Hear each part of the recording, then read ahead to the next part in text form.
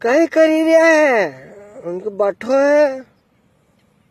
ए तो कहीं देवा साड़ी जाऊंगा कहीं तो मैंने कहा हाँ भाई जाऊंगा।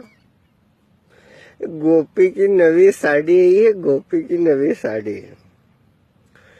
खइयो पापे की मूत 4 पाखड़ी की 4 फीट की गोपी नहीं है वहा पर उन्हें मका आसो लगी रही है।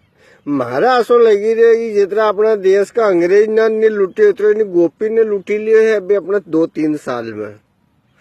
खाइए या गोपी तो कजा काका चैनल पर गोपी की नाटक आवा।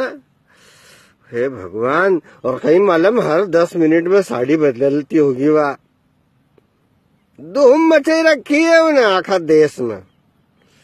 महिला ना गोपी की साड़ी, दुकानदार कहाँ की भी साड़ी हो गोपी की साड़ी। अरे वाह रे गोपी, पेंट बुशर्ट भी पहन लेती है क्या दिन गोपी भाई, तो हमारी भी सुधरी जाती यात्रा।